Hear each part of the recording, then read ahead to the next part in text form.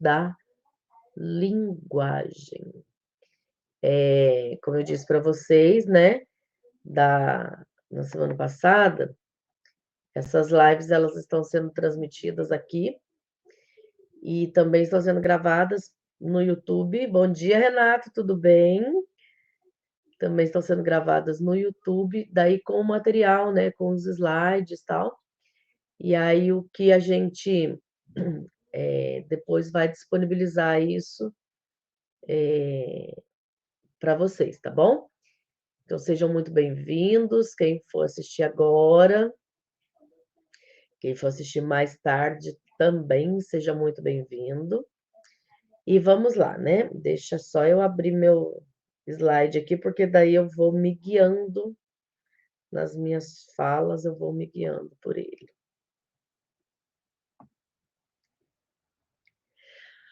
Bom, pessoal, então quando nós vamos falar, né, o tema da nossa live aí foi Construindo Pontes, a psicomotricidade como ferramenta indispensável para o desenvolvimento da linguagem. Eu até vou fazer o seguinte, eu vou colocar aqui num comentário, vou fixar esse comentário agora já no início.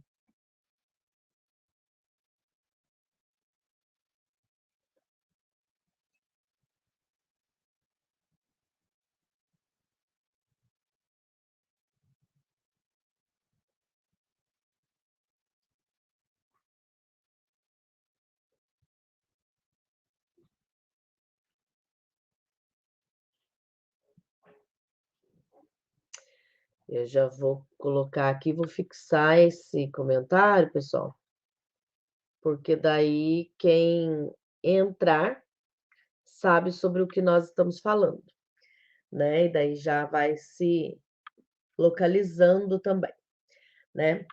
E aí é o seguinte, eu sempre falo que a gente vem aqui para compartilhar algumas coisas, né? É uma trilha que a gente faz, é um percurso que a gente faz, né? E aí eu queria iniciar hoje falando uma coisa muito importante. A psicomotricidade, ela tem vários eixos de trabalho, ela tem várias, vamos dizer, especializações, né? Então tem as pessoas que trabalham com relaxação, tem o psicomotricista que trabalha, tem uma base teórica neurofuncional, que é o meu caso. Tem o psicomotricista que trabalha com a psicomotricidade relacional. Então, assim, são 13, se eu não estiver enganada, depois eu trago até um post para a gente lá. Se eu não estiver enganada, são 13 especificidades da psicomotricidade.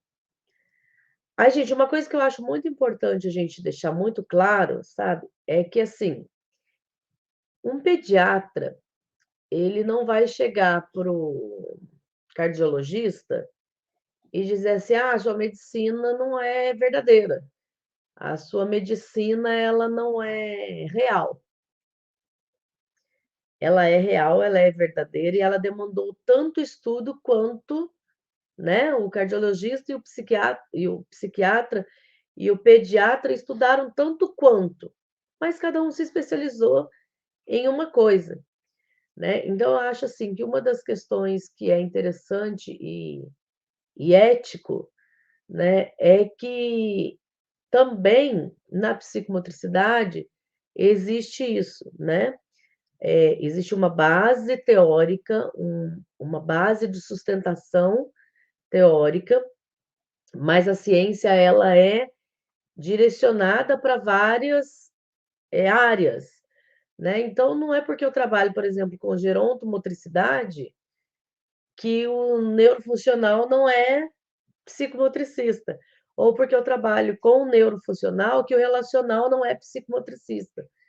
Somos todos psicomotricistas, temos formação para isso, estudamos para isso, né?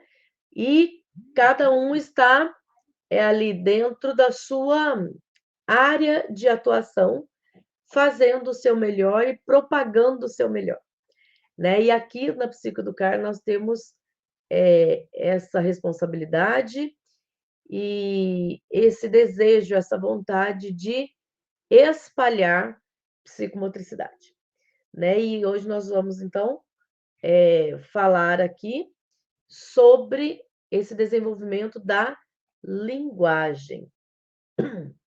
E aí eu quero retomar uma coisa que eu sempre falo, né? Eu quero iniciar retomando, porque nem sempre quem assistiu uma live assiste as outras, apesar de que todas ficam gravadas, né?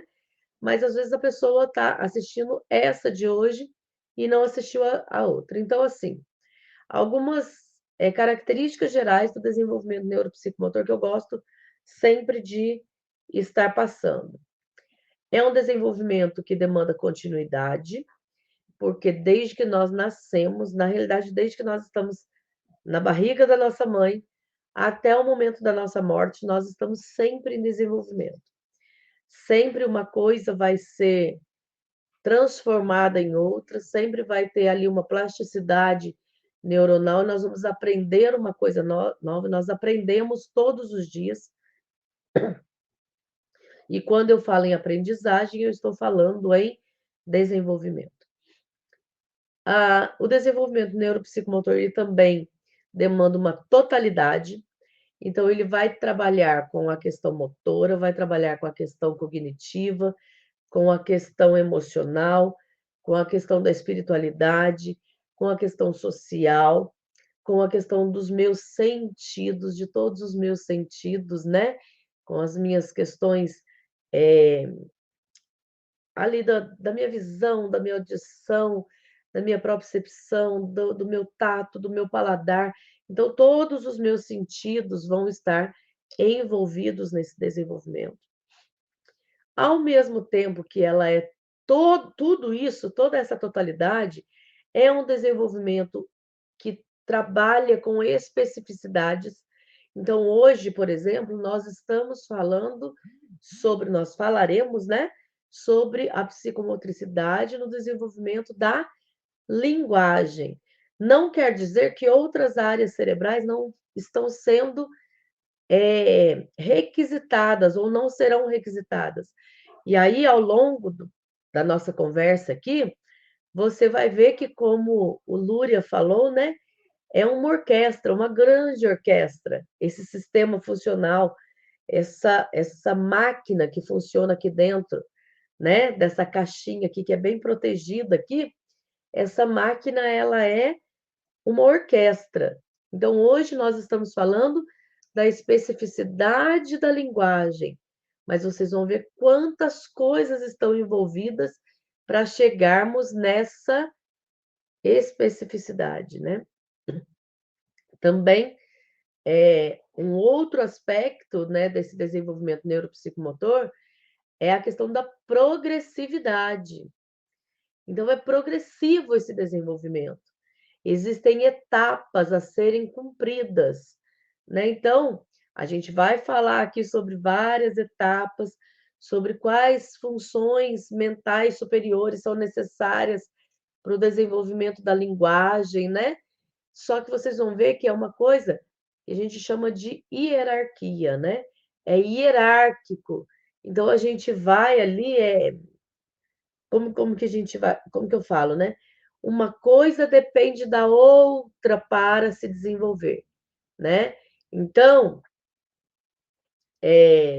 não tem como eu querer, por exemplo, que a criança corra se ela não aprendeu a andar. Quando eu falo de linguagem, não tem como eu querer que ela desenvolva um diálogo, né, com frases longas, se ela ainda não aprendeu palavras curtas, se ela ainda não balbuciou. Então, é uma questão de hierarquia, depende de progressividade aí, né? E é uma questão também, né, o desenvolvimento neuropsicomotor, ele demanda individualidade. E aí entra uma questão, gente, que é muito importante falarmos, mas ao mesmo tempo é uma questão assim que a gente tem que tomar muito cuidado. Quando eu falo em individualidade, eu vou falar do tempo de cada criança. Eu vou falar que a criança tem um tempo individual para se desenvolver. Porém, eu dizer que eu vou parar tudo e esperar o tempo dessa criança, olha, ela ainda não falou, ela está com 4 anos, ela ainda não fala, mas está tudo bem, cada criança tem seu tempo. Não é assim, gente. Não é que cada criança tem seu tempo, não. O professor Fernando Provetti agora eu me esqueci o nome da página dele. Nossa, me esqueci o nome. Mas o professor Fernando Provetti, ele fala assim, né? Que existem 2 tempos, o tempo certo e o tempo errado. E eu achei, o dia que eu ouvi essa fala dele, eu achei interessantíssimo. Por quê, gente? O tempo certo, ele está ali marcado, né, pelo marco do desenvolvimento. Então, a fala, ela também tem marcos do desenvolvimento que precisam ser observados. Aí, quando eu estou falando em marco do desenvolvimento, cada criança tem seu tempo. Então, assim, com 3 meses ela tem que começar a reagir, né? A linguagem, a comunicação dela precisa ser na base da imitação. Então, eu dou um sorriso, ela dá um sorriso. Eu faço um som, brrr, ela tenta fazer um som, brrr, né? Então, eu faço brrr, aí ela tenta fazer brrr, vamos dizer. Então, se isso acontecer, vamos dizer que isso tem que acontecer por volta ali de 4 meses. Aconteceu com 3 meses e 15 dias. Tem alguma coisa de errado? Não, está muito próximo do marco. Aconteceu com 4 meses e 5 dias. Tem alguma coisa errada? Não, está muito próximo do marco. Entendeu? Não tem nada de errado. Então, ali, ó, tivemos ali questão de 20, praticamente 30 dias ali, entre uma criança e outra, né? Um pouquinho antes e um pouquinho depois. Beleza, cada criança tem seu tempo. Agora, quando esse marco está, com 2 anos ela precisa fazer frases curtas. Aí, ela tem 3 anos e ainda fala só sílabas. Não fala nem palavras, muito menos fala as frases curtas. Tem algo de muito errado. Com 2 anos ela tem que estar falando frases curtas, já tem 2 anos e 6 meses. Corre! Não é cada criança no seu tempo, nessa situação. A criança precisa ter liberdade no tempo dela, mas também existem os marcos do desenvolvimento que precisam ser observados. Não começou, não desenvolveu, é hora de correr atrás. Porque eu falei na live da semana passada, e se você quiser dar uma olhadinha lá, a gente tem também o resumão, né, que também está postado. Dessa semana também eu vou postar o resumão. Pessoal, o que acontece? Os 3 primeiros anos é o tempo de maior desenvolvimento neurológico da criança, maior desenvolvimento de sinapses.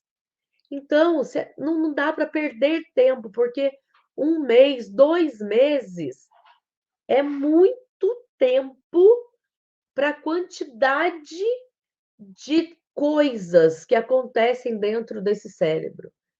Em 2, 3 meses, essa criança ali até os 3 anos, 3 anos e meio, essa criança ela desenvolve muita coisa. São muitas sinapses que acontecem para a gente deixar assim, não, vamos deixar mais 6 meses, mais 8 meses, mais 1 ano aí para ver, porque cada criança tem seu tempo. A gente vai perder a janela de oportunidade. Então, não deixe para depois. Então, essas coisas, né? Essas características eu acho que são indispensáveis da gente começar falando sobre elas. E aí, a gente fala, então, né, sobre a aprendizagem, que é uma mudança de comportamento. Quando a gente vai falar aqui sobre a linguagem, né? Vocês vão ver assim, o quanto se muda o comportamento nesse desenvolvimento da linguagem. O quanto muda tudo isso, né? E aí a gente tem aí como que esses comportamentos são mudados, como que essa aprendizagem acontece. A aprendizagem acontece através de vivências. A aprendizagem ela acontece através de experiências. Ela acontece, ela é moldada pelas nossas vivências, pelas nossas experiências, pelos estímulos que essa criança recebe, pelas interações pelas quais essa criança passa. Então, nós somos seres sociais, né? E a linguagem, ela é uma aprendizagem social. Então, ela vai demandar relacionamento, ela vai demandar interação, né, com o meio. E que meio é esse?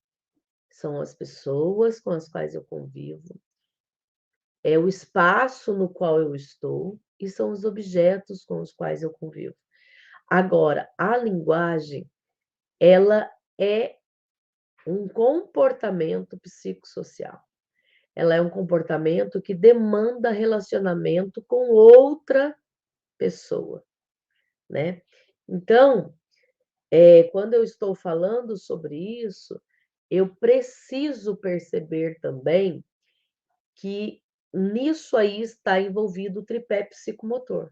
Eu estou falando aqui de linguagem, eu não estou falando de fono, eu não estou falando da área fonológica, né? Não estou falando de fala exatamente. Eu estou falando de linguagem.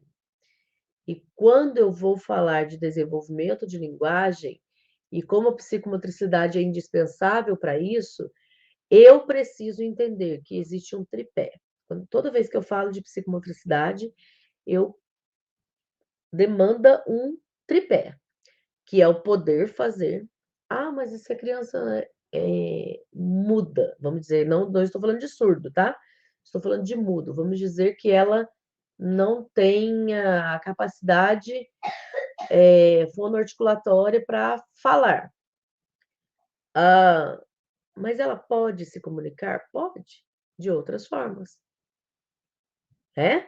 Então, ela vai se comunicar através, inclusive, de Libras, que é a mesma linguagem que os surdos usam. Ela pode se comunicar através de comunicação alternativa, que, né, pode ser com fichinhas, pode ser com aparelhos eletrônicos. Então, ela vai poder se comunicar de outras formas, sim. Ela sabe fazer isso? Daí eu estou falando de cognição. Então, o poder fazer, eu estou falando de movimento. Qual o movimento que ela vai usar? Ela vai usar o movimento das mãos, o movimento das cordas vocais, o movimento facial? Qual o movimento que ela vai utilizar? É o poder fazer. Ela sabe fazer, eu estou falando de cognição. Ela sabe, ela vai precisar aprender, né? E eu estou falando de emoção. Ela quer fazer, ela quer se comunicar. Então, nisso aí eu envolvo funções executivas, funções cognitivas e funções conativas. Lembra que eu falei ali no comecinho? Todo o meu cérebro está envolvido em tudo isso. É uma questão integral. Todas as áreas do meu cérebro, todos os comandos que ele manda para o meu corpo todo, sejam funções, sejam comandos, né, cognitivos, sejam comandos motores ou sejam comandos emocionais. Sempre vai haver esse tripé funcionando, né? Bom, vamos ver aqui. O Renato colocou assim: olha, a linguagem é um produto do cérebro e da organização social, exatamente isso, que permite, além de outras aquisições, generalizar e compreender códigos linguísticos hierarquizados. Gente, exatamente o que eu falei com vocês ali né, ele resumiu. Então, eu falei com vocês que demanda uma hierarquia, né, que demanda uma progressividade, que é uma demanda psicossocial, demanda aí essa questão do desenvolvimento aí, né, desse tripé psicomotor, da existência desse tripé psicomotor, né? E aí eu vou olhar, então, né, como quando eu estou falando de psicomotricidade, né, gente, que é a minha área de fala aqui, é o meu lugar de fala aqui, é a psicomotricidade. Eu estou falando de corpo. Quando eu vou falar de linguagem, de desenvolvimento de linguagem, eu estou falando de corpo. Eu estou falando, né, sobre o que é dito por esse corpo, pelo corpo, né? Eu estou falando sobre o que é dito, sobre o que é comunicado por meio desse corpo. Então, por meio do corpo, né, seja pela expressão, seja pela fala, seja pelos gestos, né? O que é dito por esse corpo. Esse corpo está falando que está satisfeito, esse corpo está falando que está incomodado, esse corpo está falando que legal que você está aqui, que legal que você chegou até aqui, esse corpo está, poxa vida, acho que já deu. Como que esse corpo, né? O que esse corpo está falando?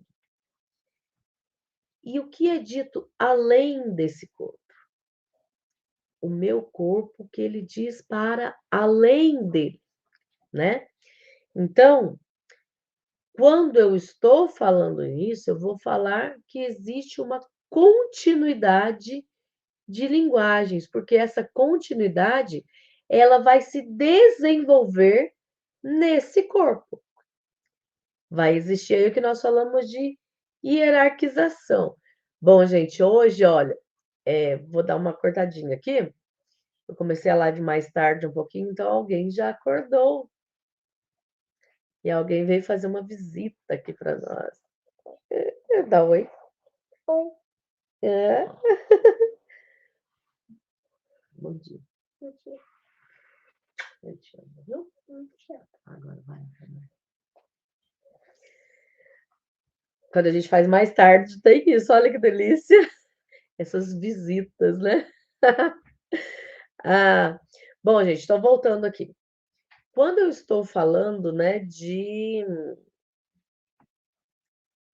continuidade das linguagens, né?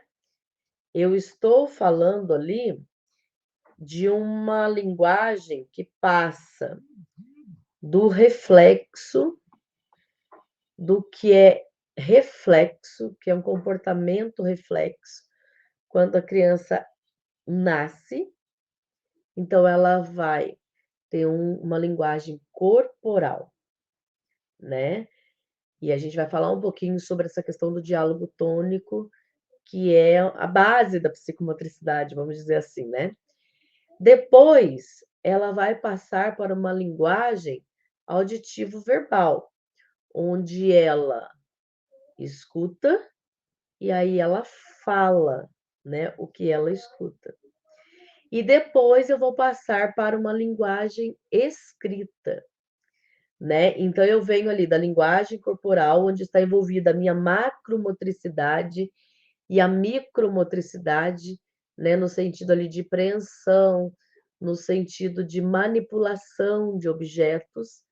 Aí eu vou passar então para essa linguagem auditivo-verbal, onde eu vou estar falando de oromotricidade, e depois eu vou passar para a linguagem escrita, que é a grafomotricidade. E isso já demanda funções cognitivas superiores, que eu vou passar dessa ação reflexica, que era lá no início, né, que colocava a mão no pé para fazer cosquinha, eu puxava esse pezinho, né?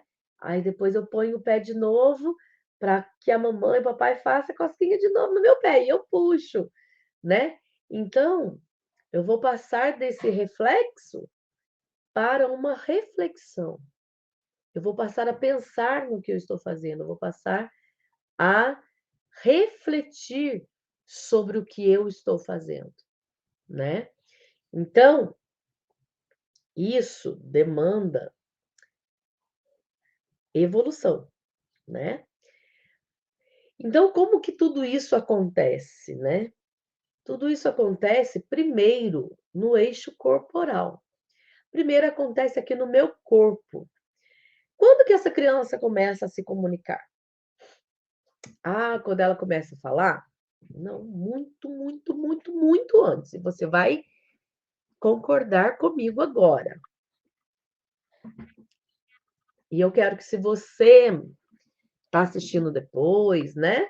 Ou quem está assistindo agora aqui, se quiser colocar um comentário, se for mamãe, se for papai, você que estiver assistindo depois, coloca para mim aí, olha, como foi ou como é a gestação de alguém que você conhece, mesmo que você não seja mamãe, papai, gestação. Aí você coloca uma música que você gosta de ouvir. E aí você tá lá, né, grávida, gravidinha, ou tem alguém gravidinho perto de você, e você coloca uma música que é gostosa de ouvir e que a criança goste de ouvir. Essa criança começa a se movimentar, começa a se esticar toda lá dentro, né? E aí eu falava assim que eu adorava, né? Nas 2 gestações eu falava assim que eu amava o momento ondinha, né? E quando que acontecia muito o momento ondinha na minha casa? Na hora que meu marido chegava do serviço. Então essa criança que ouvia o papai chegar e falar, né? Oi, bebê do papai, não sei o que, tal. Quando eu estava conversando, quando eu estava massageando a minha barriga, e essa criança, ela já estava ali, olha, se torcendo toda e chutando e passando, né? A gente falava, meu Deus, será que é o pezinho? Será que é a mãozinha? Será que é o cotovelo? O que que ela tá passando na barriga agora? E fazia aquelas ondas assim, né? E eu amava o momento ondinha. O que que é isso, gente? É comunicação. Já está se comunicando ali. Porque você pode ver que quando ela ouve a voz de alguém, ela se comunica assim. Quando ouve uma música que gosta, ela se comunica assim, né? Ah, ela também está comunicando que o espaço está ficando pequeno. Ela está dando um comunicado sobre isso, né? Ela está comunicando ali, ei, esse espaço está ficando pequeno para mim. Eu vou precisar sair. Eu vou precisar existir aí fora. Eu estou me preparando aqui dentro. Olha que comunicado que essa criança já está fazendo. Aqui dentro eu já existo, eu estou me comunicando, estou te comunicando que aqui eu estou me preparando para viver aí fora, para existir aí fora. Nesse momento que você conversa com essa criança, que você acolhe essa criança, você já está preparando essa criança para se construir, para se constituir como sujeito. Porque sujeito não é alguém passivo. O sujeito é alguém que fala, que expressa os seus desejos, que expressa o que precisa, que expressa o que rejeita. E esse bebê que está lá no útero, quando ele está se movimentando, ele já está se comunicando como um sujeito em construção. Ele está comunicando: olha, eu estou me preparando aqui dentro para existir aí fora. E como a gente acolhe isso? Como a gente acolhe essa comunicação? Depois disso, essa criança, ela nasce e ela vai comunicar o seu prazer ou o seu desconforto.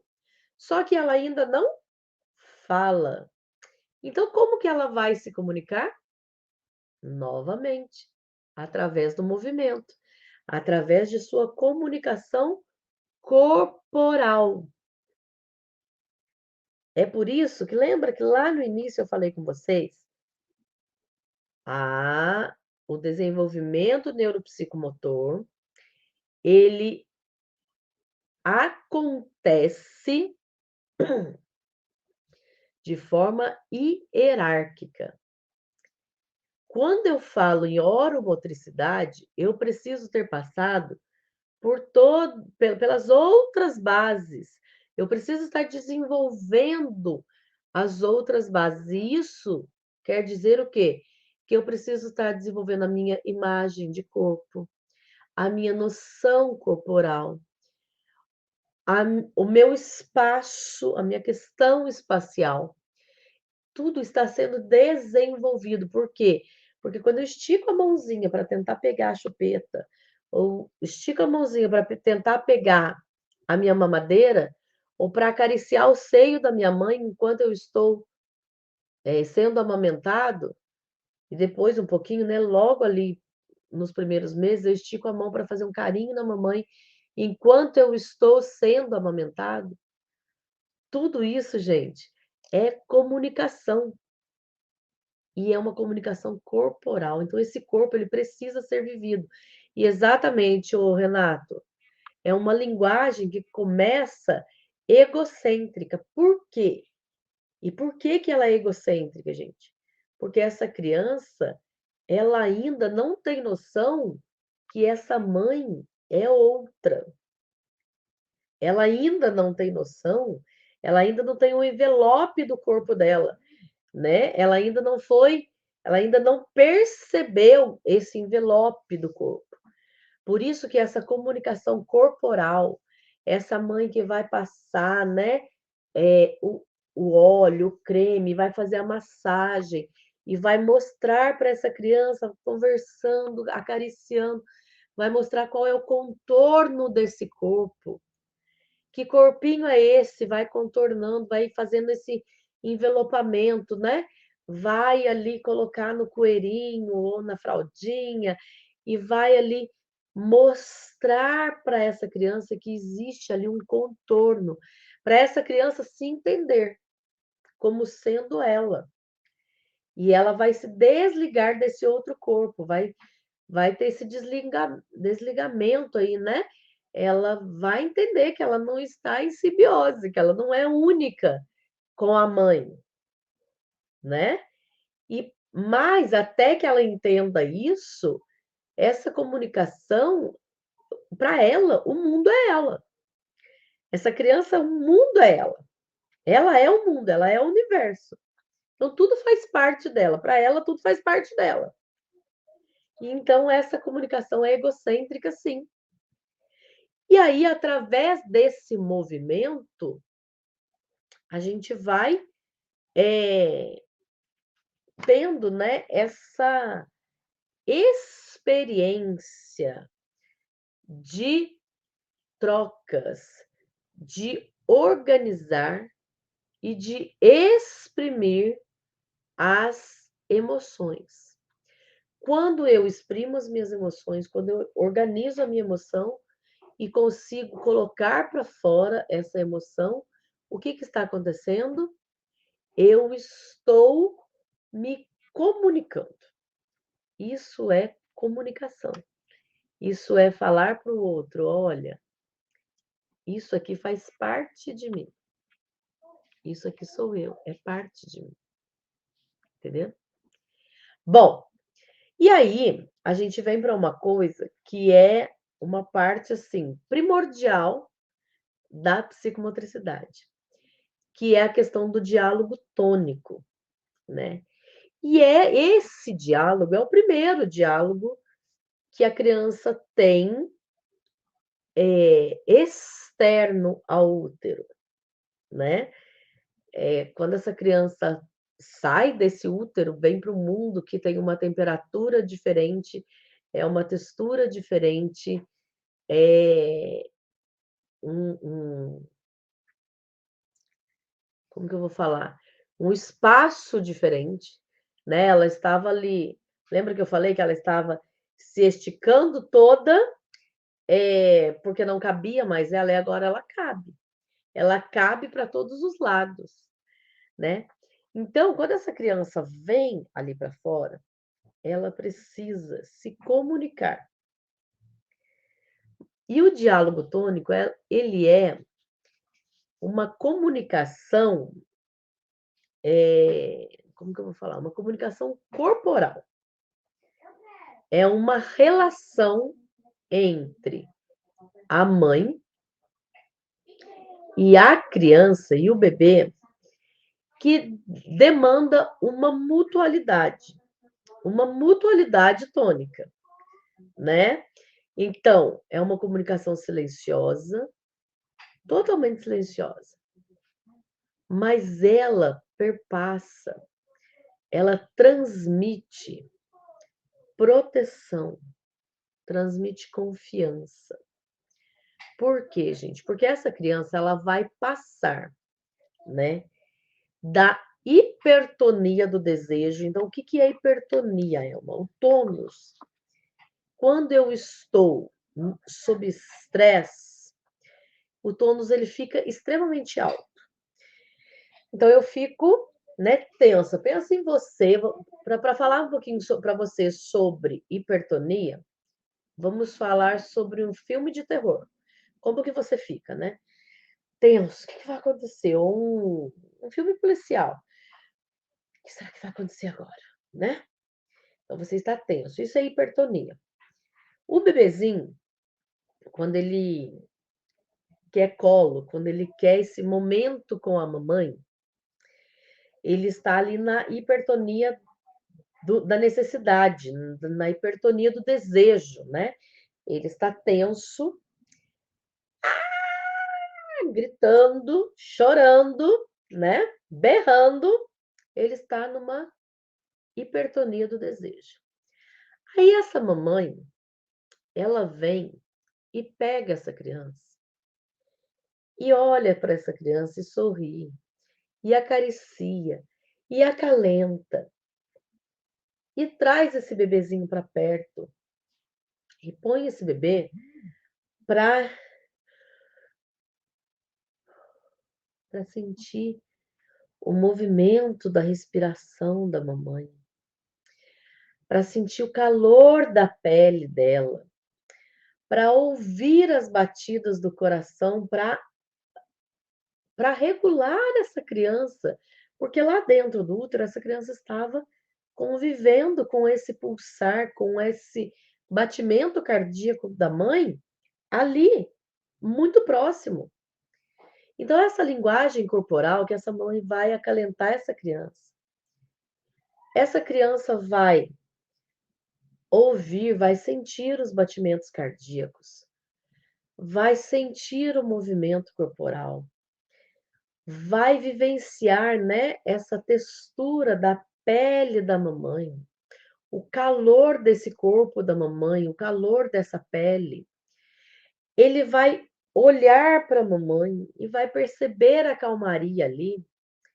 Isso vai modificar esse tônus corporal. E essa criança, então, vai passar para a hipotonia, desculpa, vai passar para a hipotonia da satisfação.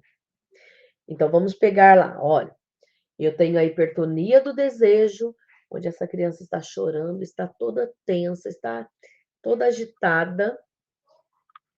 Essa hipertonia do desejo, ela vai passar para uma linguagem corporal, onde essa mamãe vai acalentar essa criança, numa questão corporal, né? Porque vamos ali repetir.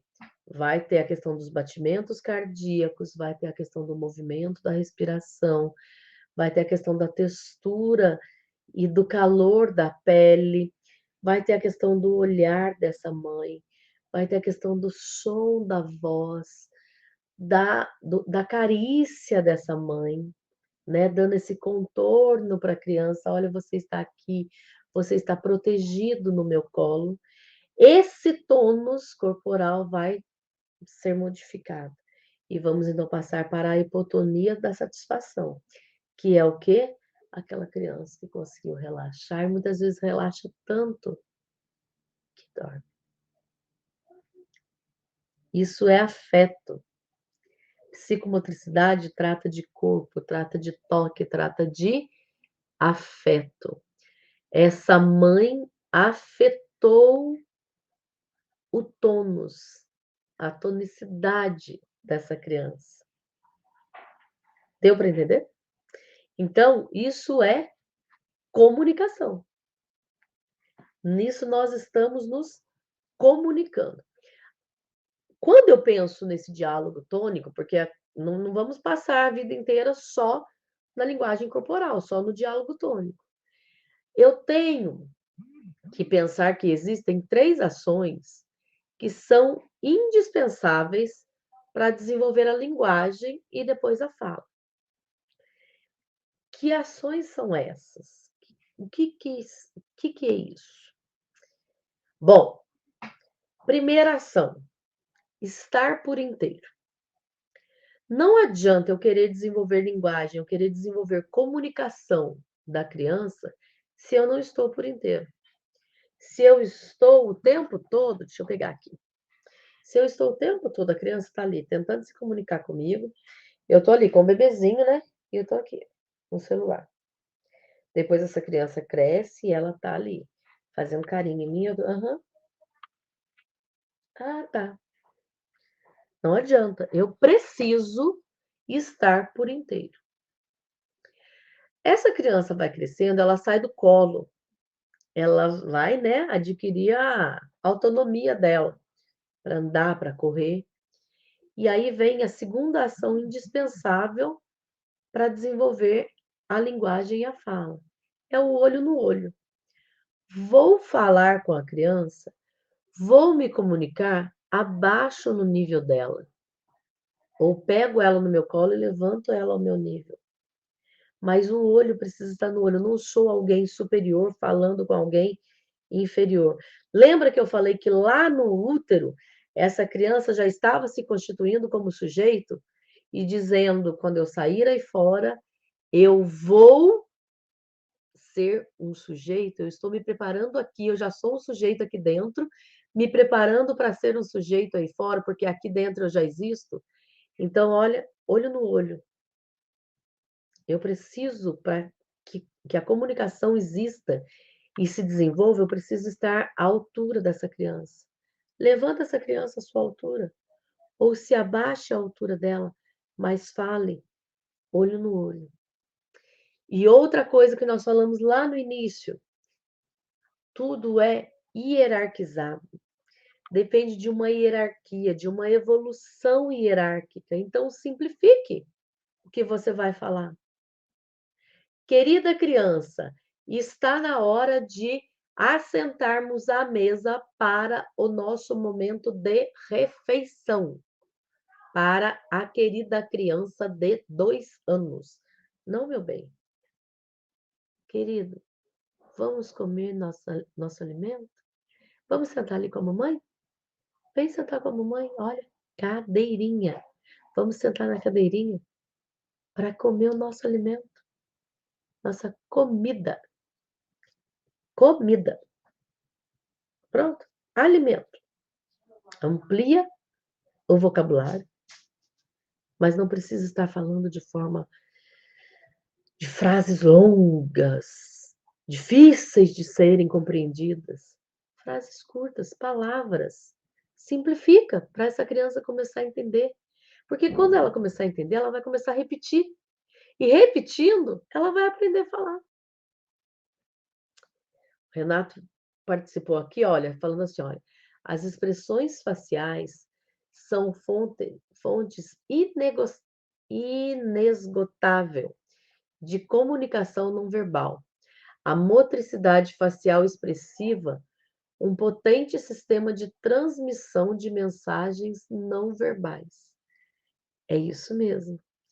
E por isso é tão importante brincar de mímica, brincar de fazer careta com a sua criança, com o seu bebê, brincar de esconde e aparece, cadê? Achou, cadê? Achou? E cada vez que acha, tá de um jeito essa face, né? Achou.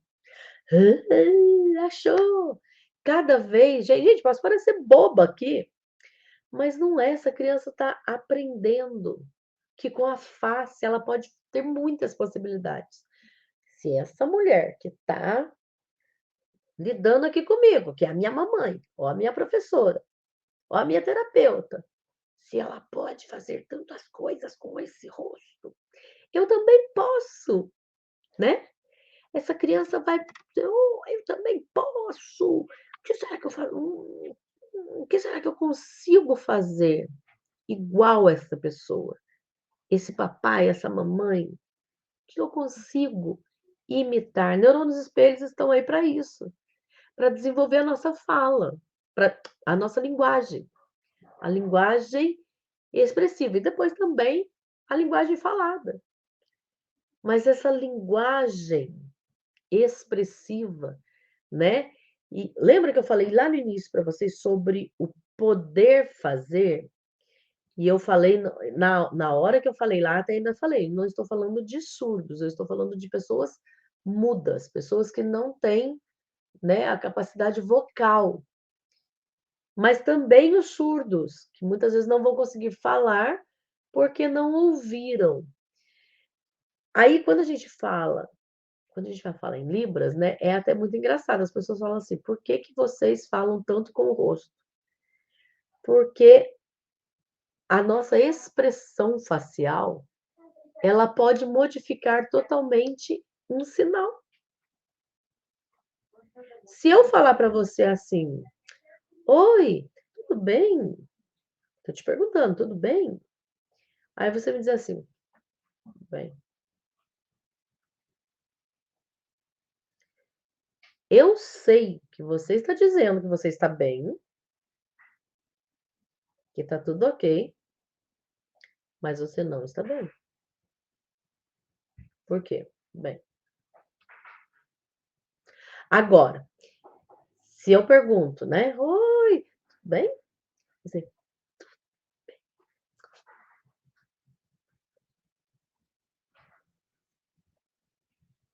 que eu transmiti? Tá tudo bem, ó, tá tudo legal, minha saúde, as coisas da minha vida, ó, boas, tudo bem, tudo ok. Onde que eu vi? Olha, o bom aqui, bem aqui, é o mesmo sinal. Mas a minha expressão facial mudou. Isso com o bebezinho que não está fazendo em Libras, né? Tá vivendo só a questão facial, essa comunicação não verbal facial. Faz todo sentido isso que o Renato colocou, que o Renato falou, né? Bom, para chegarmos em tudo isso, gente, a gente precisa de funções mentais superiores envolvidas nesse desenvolvimento, né? E aí, quais são essas funções mentais? Primeira coisa, a criança vai ter uma percepção significante. O que é isso, ela? Ela vai perceber, vai começar a perceber os significados das coisas. Gente, olha, um dos livros eu usei bastante, usei alguns livros, né? E um dos livros que eu usei foi esse aqui, ó. Psicomotricidade da Educação Infantil, a Gerontologia, Teoria e Prática. Então, quando eu estou falando sobre percepção significante, eu estou dizendo o quê? Eu estou dizendo que essa criança vai começar a dar significado para as coisas. Os objetos com os quais ela brinca vão deixar de fazer sentido só pela via sensorial. Ela vai começar a se deslocar dessa via sensorial e começar a compreender e agir sobre um brinquedo na esfera cognitiva. Aquilo não tem mais significado só se ela pegar, só se ela tocar. aquilo passa a ter significado também sensorial para ela. Entendeu? Cognitivo, desculpa. Não significado sensorial. Deixa de ter só significado sensorial e passa a ter significado cognitivo para a criança, tá? Segundo aspecto, segunda função mental, a ação voluntária. Ela vai começar a agir, a partir do momento que ela entende o significado, ela vai começar a agir em cima daquilo. Então, por exemplo, a criança, a menininha, ela tinha panelinha, né? Aí ela pegava a panelinha e ela colocava a panelinha como se fosse um chapéuzinho da bonequinha dela. A partir do momento que ela percebeu o significado daquilo, ela vai começar a entender, isso aqui é uma panelinha. A mamãe usa panela no fogão. Então, eu vou usar minha panelinha no meu fogãozinho. Como que eu vou usar isso? Eu vou brincar assim, assim, assado. Então, ela começa a fazer o quê, gente? Ela começa a planejar. Começa a haver um planejamento da ação. Então, ela vai formular. Quando ela planeja, ela formula planos, ela tem intenções. Com essas intenções, ela formula ações. Primeiro, mentalmente, depois ela age. Aí, quando ela começa a fazer isso, vai se criando a terceira função mental que está envolvida aí, que é o pensamento verbal lógico. A coisa passa a ter lógica. Então, o que é passar a ter lógica, Elma? É quando o cabo de vassoura deixa de ser cavalo, passa a ser cabo de vassoura. Entendeu? É quando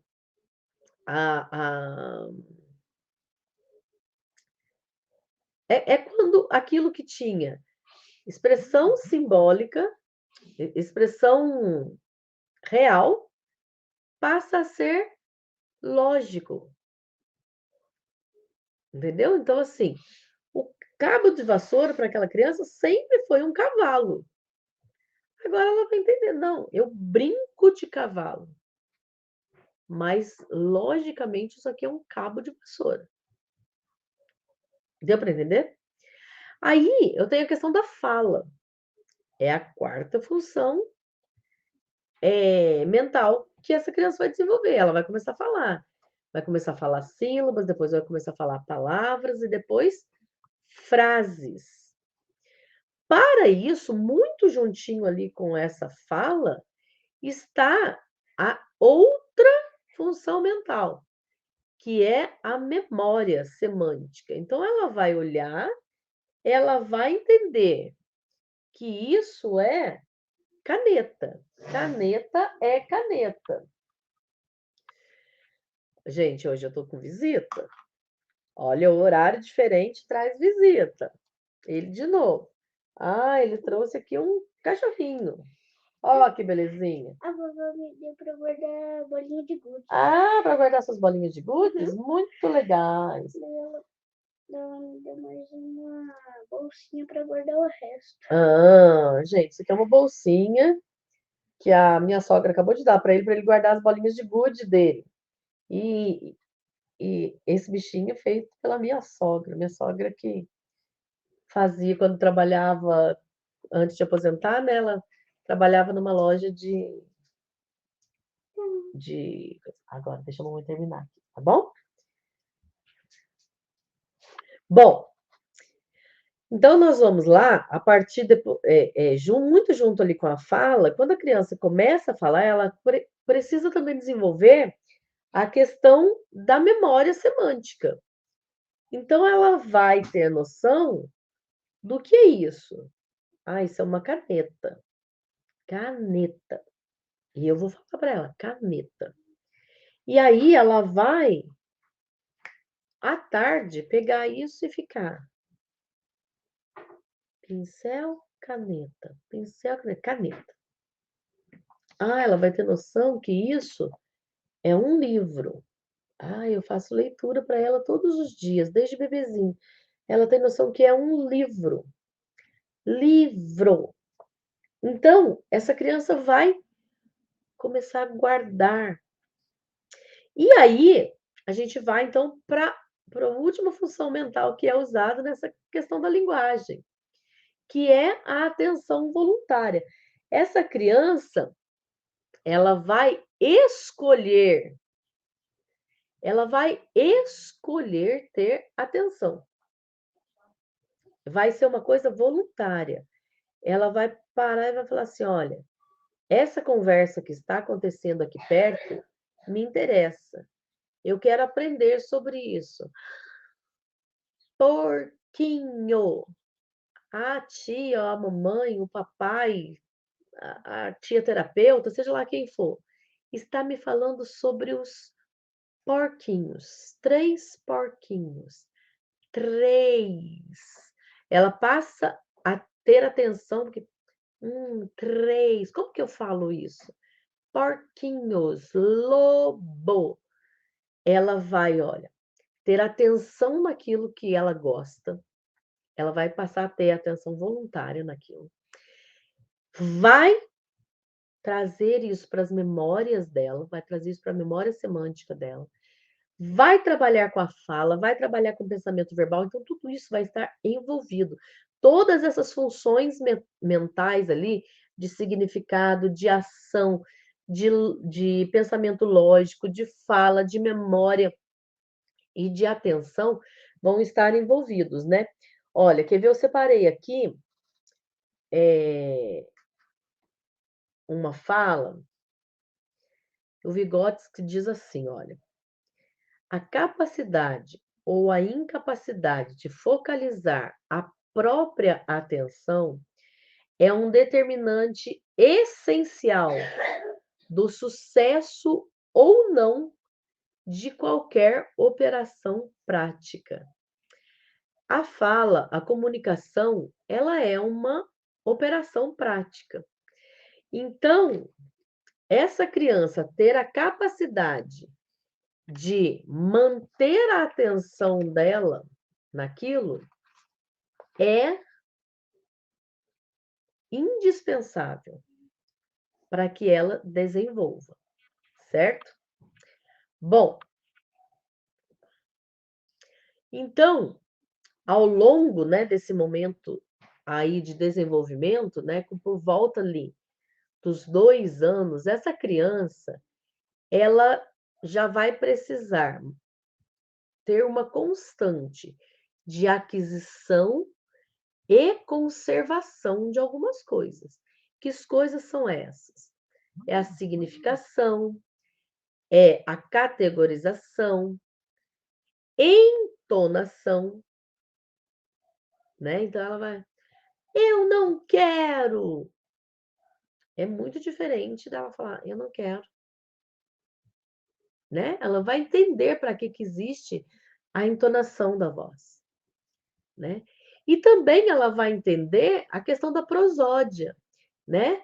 Então ela tá lá vendo, né? Você tá em algum lugar ali onde tenha animais. E aí ela fala para você assim: "Falou!" Aí você fala: "O quê?" "Lá, falou!" Aí você olha, viu que ela apontou. "Ah, cavalo!" A próxima vez ela ainda pode não conseguir falar para você cavalo, mas ela já não vai falar falou! Ela vai falar cavalo! Fafalo! Até que ela vai chegar no cavalo, entendeu? Então ela vai passando ali pela prosódia, vai passando por sílabas e vai chegar em palavras. Então, como que eu construo essa significação, né? É como que a criança constrói na linguagem essa significação e através das vivências, né, da interação psicomotora, que essa criança vai desenvolver essa construção de significação. Como isso? Ela vai passar ali por um momento onde a ação e a fala têm raízes distintas. Eu vou brincar. Vou brincar com... Só um minutinho, deixa eu pegar uma coisa.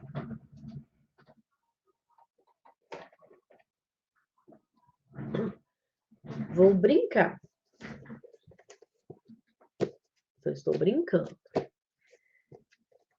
A minha ação é brincar. Aí depois alguém me pergunta, o que é isso? Aí vai falar assim, dado.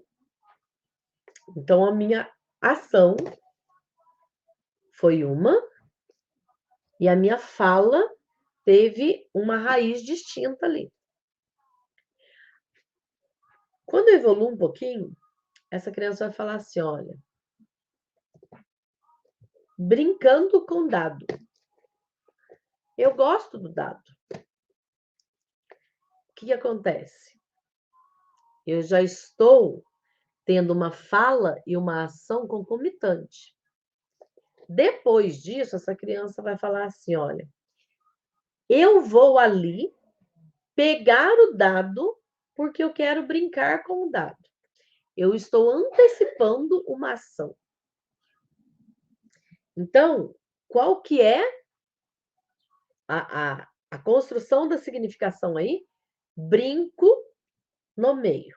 Primeiro, ação e fala com raízes distintas. Brinco no meio. Depois eu brinco e vou nomeando o que eu estou brincando, vou nomeando a minha brincadeira. Jogar, estou jogando dado. Estou agindo e falando concomitantemente. Depois, eu não preciso estar com o objeto na mão. Eu estou já planejando, antecipando a minha ação. Eu vou buscar o dado porque eu quero brincar de jogar o dado. Entendeu? Renato colocou aqui, olha, Piaget traz a inteligência sensório-motora, feita assim de sensações e movimentos. É uma inteligência prática que se realiza na e pela ação. É exatamente isso, né? É através da ação que eu vou desenvolvendo essa inteligência. Então, assim, como que eu posso ajudar essa criança, né? Coisas práticas. O que eu posso fazer de prático para ajudar a criança a desenvolver linguagem e fala? Então vamos lá. Primeira coisa, imitação. Brinque muito de imitação. Brinque. Olha, eu deixei aí para quem está tendo acesso ao slide, né? Para quem for depois adquirir a formação e for ter acesso à live gravada com o slide, aí embaixo tem bem brilhoso assim, né? Ludicidade. Para todas essas sugestões que eu vou passar para vocês aqui agora, para essas 5 sugestões, o que eu preciso? Ter sempre ludicidade. Lembrar que é com uma criança que eu estou lidando. Então, eu vou brincar. Vou brincar de imitação.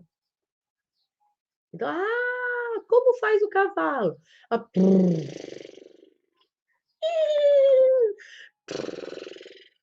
Como faz a galinha? Cocô. E a criança vai imitando você. Faça-se de esquecido. O que foi isso mesmo que mamãe pegou?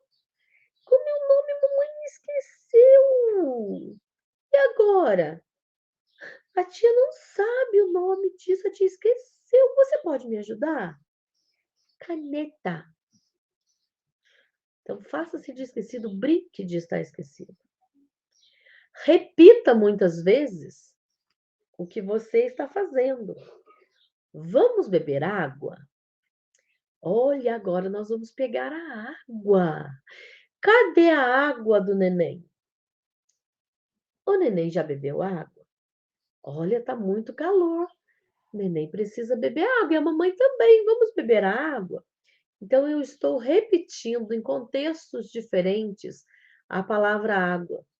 Estou repetindo, olha, a água do chuveiro vai molhar você.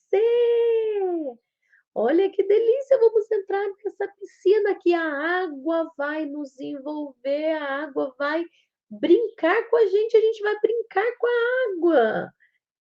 Estou sempre repetindo contextos diferentes, situações diferentes, sensações diferentes, mas estou repetindo. Essa criança vai, então, perceber: ah, água não é só o que eu bebo.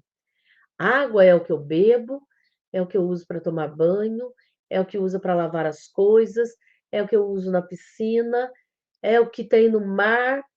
Então, ela vai dando significados, vai aumentando aí essa significação de água.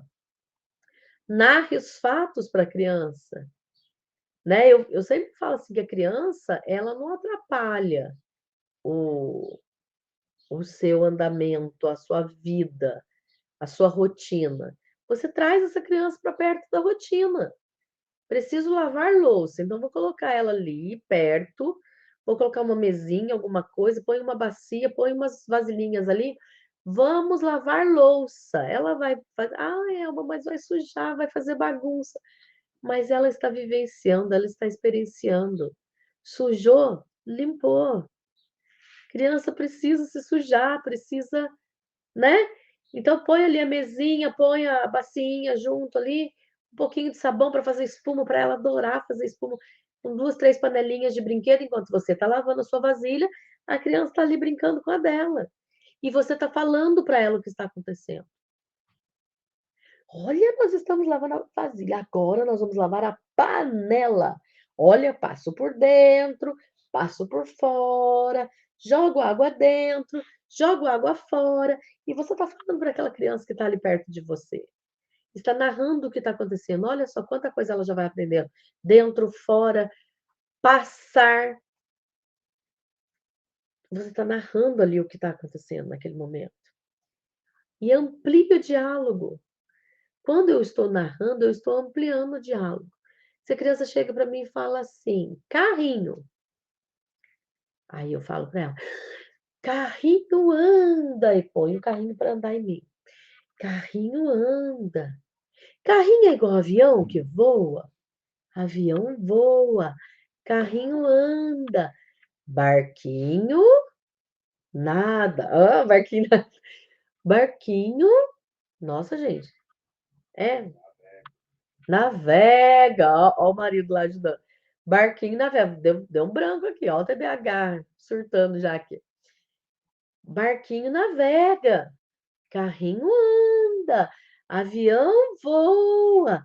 Barquinho navega. Amplia o vocabulário. Ela trouxe o carrinho. Olha, carrinho anda, carrinho sobe morro, carrinho desce morro. Brinca no corpo dela, no seu corpo. Amplia esse vocabulário. Agora a criança chega, a gente está tão distraído às vezes, né, com a televisão, com o celular, com o serviço de casa. Mamãe, carrinho. É, carrinho. Mamãe, carrinho azul. Aí você olha, o carrinho é vermelho, mas ai meu Deus, se eu for falar que o carrinho é vermelho, eu vou ter que explicar o que é vermelho e o que é azul. Melhor não. É carrinho azul. E aí, eu quero que a criança aprenda como eu preciso, né, que essa criança se desenvolva através das minhas ações. Então, é isso. O que nós podemos então fazer? Olha, vou repetir o que eu falei aqui para vocês. Quais são as 5 sugestões que eu trouxe hoje para você brincar com essa criança, para você ajudar a desenvolver a linguagem, tanto corporal quanto a fala. Brinque de imitação, brinque de se fazer de esquecido, brinque de repetição, narre os momentos e amplie o diálogo. Ou seja, lá no início da live, um dos primeiros slides lá, para quem está acompanhando com slides, né? Lá no início dos slides eu falei que fala é relacionamento, que comunicação é relação, seja linguagem corporal, seja linguagem verbal. Comunicação é relacionamento, é psicossocial. é relação com o outro. Para eu desenvolver isso, eu preciso me relacionar. Certo? Gente, Renato colocou aqui, olha, conhecer o objeto e agir sobre ele é modificá-lo e transformá-lo e compreender o processo dessa transformação para entender o modo que o objeto foi construído. Exatamente, só quando eu der significado, quando eu der significação para os objetos, é que eu vou conseguir compreender esse processo, transformar esse processo. Certo? Gente, muito obrigada pela presença de vocês. Muito obrigada pelo partilhar de vocês, né? Agora, eu quero me despedir e desejar um ótimo dia. Semana que vem a gente volta para o horário normal, tá bom? Semana que vem a gente volta para o Café com Live que amanhece às 6 horas. Agora eu quero o seguinte: você clique aí no aviãozinho e transmita para mais amigos essa live. Fiquem com Deus, muito obrigada. Até outro dia, segunda-feira que vem. Até.